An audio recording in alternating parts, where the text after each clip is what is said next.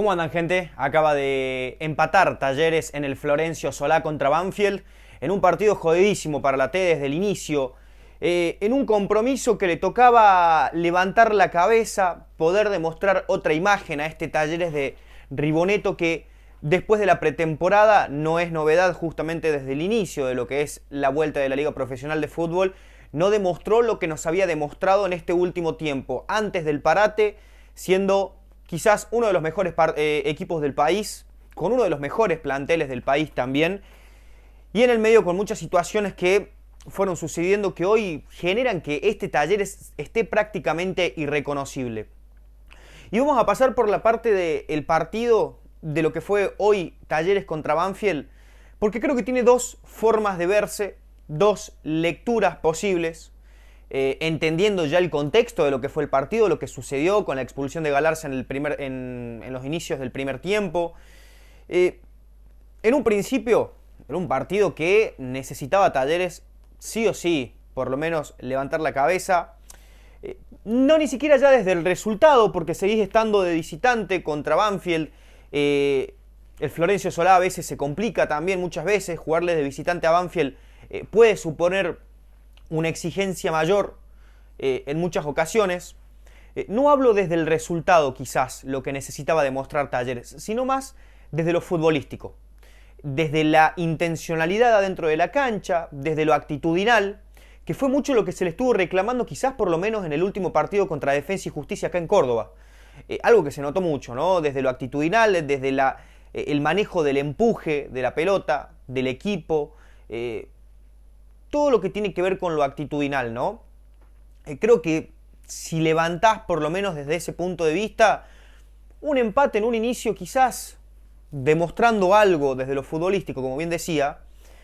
el empate no iba a ser mal visto, ¿no? Si por lo menos cambiaba algo desde ese punto. Ahora,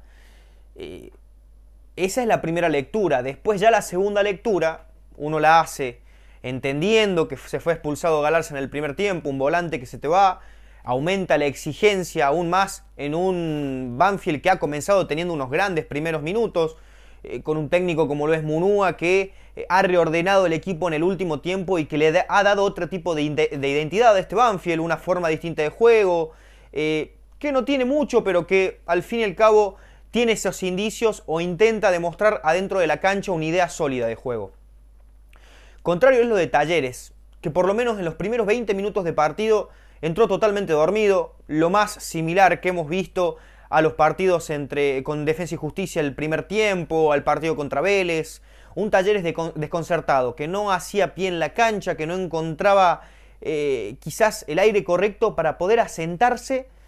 y poder plantar cara a un equipo que, entendiendo ya dicho que es complicado, no es el mejor equipo del campeonato, ni mucho menos, un equipo que es de mitad de tabla para abajo prácticamente, que si bien fue justamente uno de los partidos que te terminó complicando la clasificatoria en la Copa de la Liga hace un tiempo, era un partido que también se tendría que haber ganado en esa época.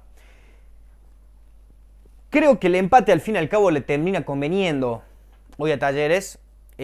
pero por lo ya dicho, le termina conviniendo justamente por esto, por la expulsión de Galarza, porque fue superior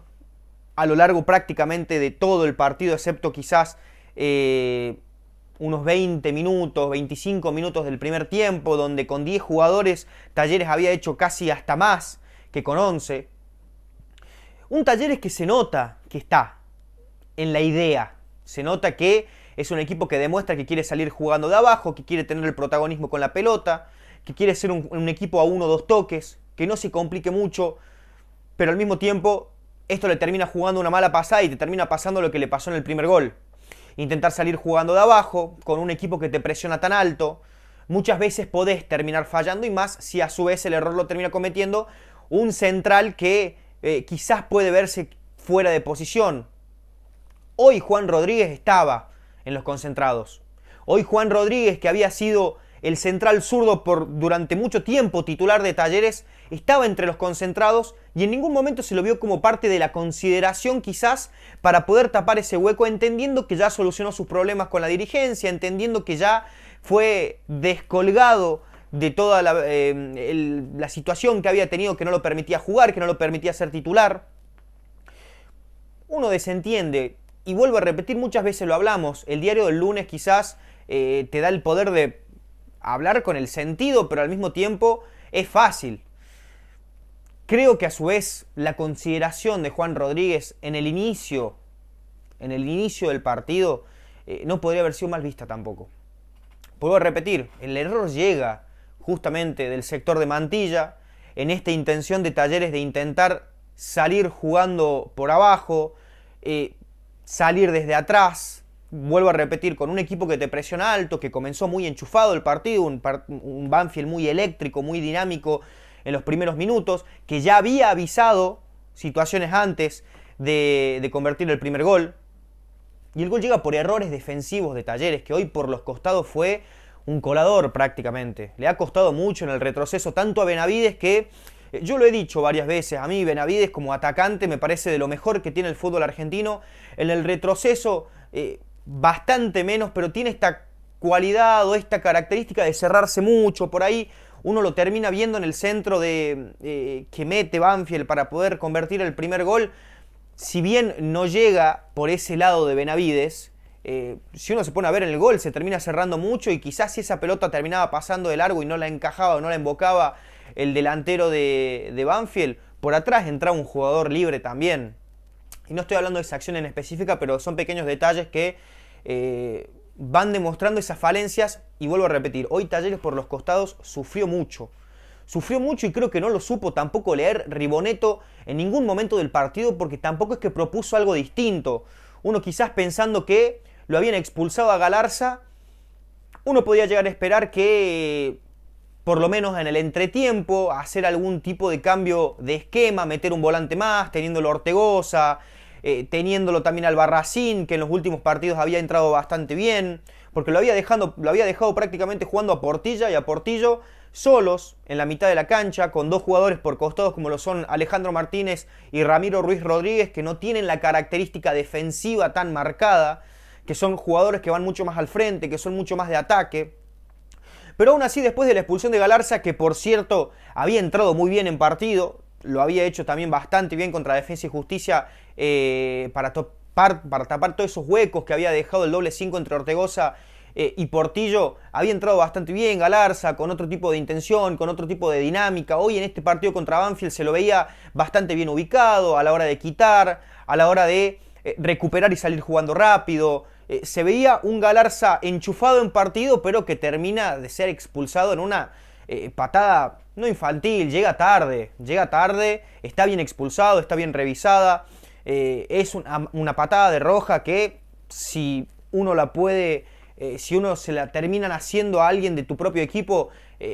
admitimos que es roja. Y termina dejando complicado a un Talleres que ya venía complicado. A un Talleres que ya venía teniendo bastantes falencias justamente a lo largo del partido, que no se sentía cómodo. Uno esperando que se te termine yendo un volante más, sufrirlo quizás cada vez peor. Pero se vio un Talleres también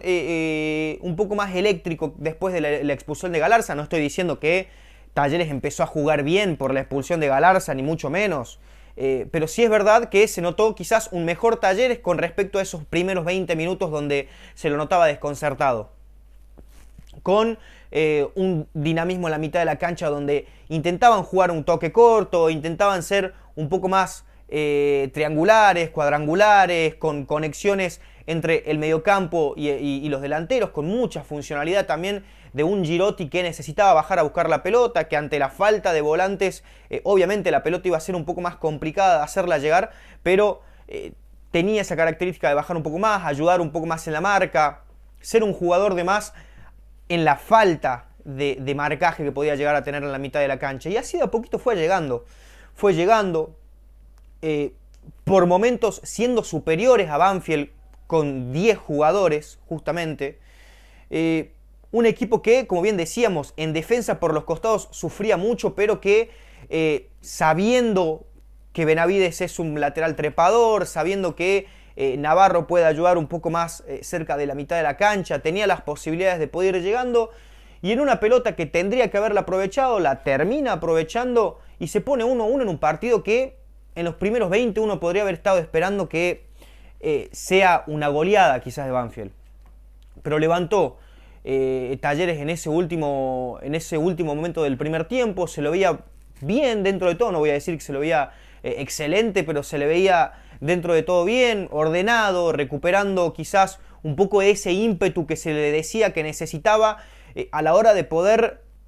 tener actitud en las pelotas, tener intención. Y por eso digo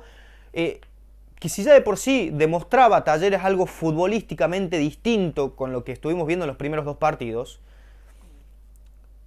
quizás un empate en el Florencio Solá no estaba mal visto. Se tiene que ganar, todos los partidos se tiene que ganar, y más en un Talleres que precisa de la victoria, no solamente en la liga profesional, sino también porque dentro de poco se le vienen enfrentamientos muy chivos, tanto contra River, contra Boca, principalmente contra River, y uno obviamente duda de Talleres si uno sigue viendo este nivel futbolístico, porque recordemos que los equipos del frente juegan también, y hoy River,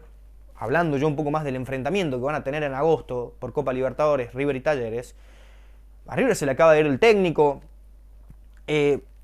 Uno puede decir, bueno, no nos preocupemos porque River está peor que Talleres y demás, pero se le acaba de ir un técnico. Está en el sondeo que pueda llegar todavía Marcelo Gallardo, que yo no digo que porque llegue Gallardo River va a salir campeón de la Libertadores, ni mucho menos, pero que es un técnico con una experiencia distinta, que tiene una ideología distinta, que hace jugar al equipo de una forma distinta, y que si vos le diste un Ferrari a De Micheli que no lo supo aprovechar, quizás en las manos de Gallardo este Ferrari puede llegar a complicar mucho más a este Talleres que antes del parate era quizás el primero o segundo mejor equipo del país. En el segundo tiempo cambian las cosas, evidentemente por el ritmo del partido empieza a bajar un poco el rendimiento Talleres, cansado evidentemente por todo el gasto físico que tuvo que haber hecho en un partido con un jugador menos, teniendo que hacer un despliegue físico muchísimo más amplio, muchísimo más grande. Ofensivamente Talleres prácticamente fue nulo en el segundo tiempo, no se vio mucho ataque, perdonó mucho en el primero, eso sí, que tendría que haber quizás, si tenía efectividad en una o dos pelotas que tuvo la chance de poner a favor un gol más,